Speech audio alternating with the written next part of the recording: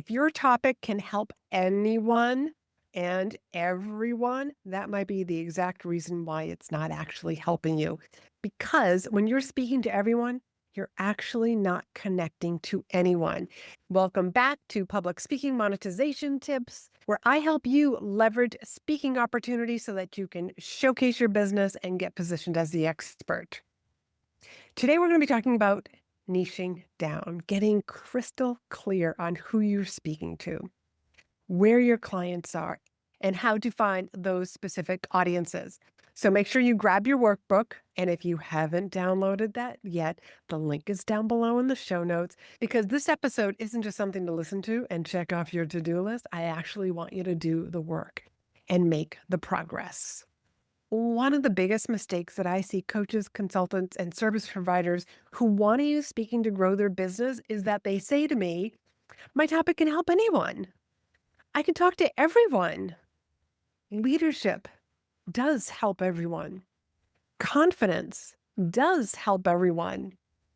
Mindset, communication, teamwork, these are all great topics, but they're too general.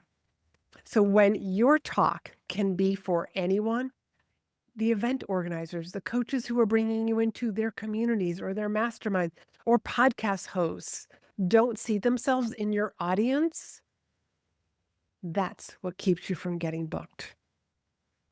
So think about this.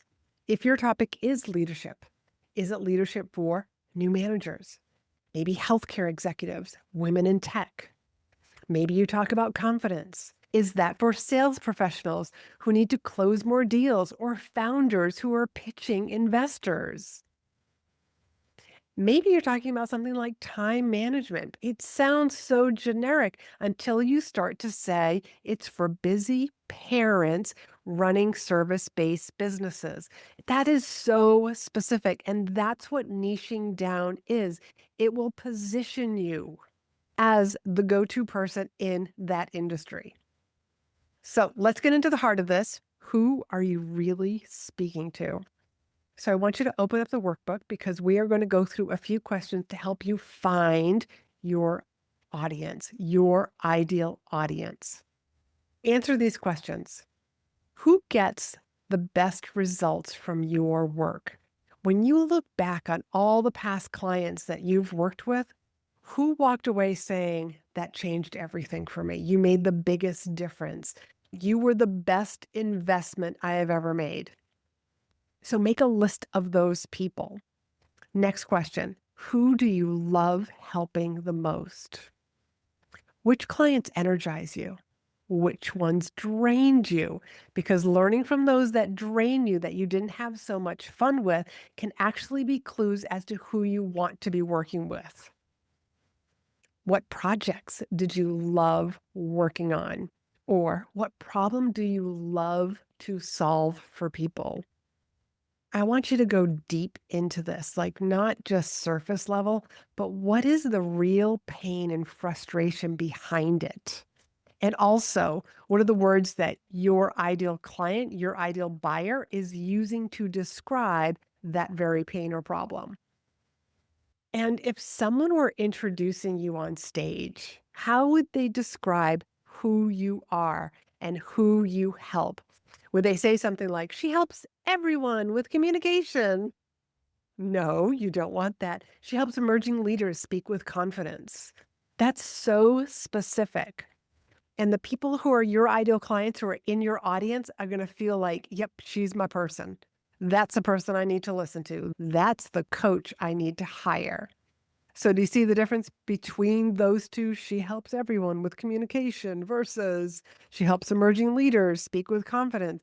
I mean, one of those gets booked and the other one's going to get ignored because it's way too general.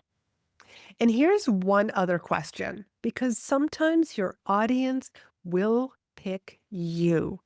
Who naturally gravitates towards your message? Like if you're sharing things on IG stories, sharing things on LinkedIn, who is commenting back? Who are those people? A fellow speaker friend of mine wrote this book, and him and I were just chatting, and he told me that he was working with construction. And if you look at him, he looks like he's from construction. He's a big guy, shaved head. And I asked him, "Did you work in construction before you were a professional speaker and author?" And he said, "No." He said, "This industry picked me." And that's where he found his home. So once you know who you're speaking to, the next question is, where are they? Where do they gather? What conferences do they attend every year, twice a year? What podcasts do they listen to? Are they inside of any LinkedIn groups? Are there masterminds that they hang out in or associations? Because as you're going to learn throughout this podcast, there are 250,000 associations. There's an association for everything. And one that I love to share, when you go to the fair, you go to the circus, and there's that guy that is blowing up those long, skinny balloons, and he twists and he turns them into an animal and hands them to some young kid who is screeching with joy. Yeah, there's an association for animal balloons. And the point is, when you know where your audience is already hanging out, that's where you can start showing up and pitching yourself instead of chasing random stages and hoping that the right people find you. Because one of the things that you will hear me say is you never want to be speaking just for the sake of speaking. Here is your action step. I want you to go to the workbook and I want you to answer these questions. The more detail, the better. I don't want you to just think about them. I really want you to write them down. Neurologically, something happens when we actually physically write. Clarity is the foundation for everything else that we're going to be doing inside of this limited series.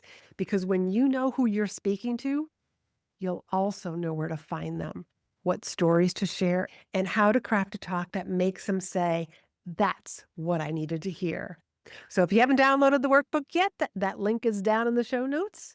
Do that now before you move on, and I will see you on the next episode.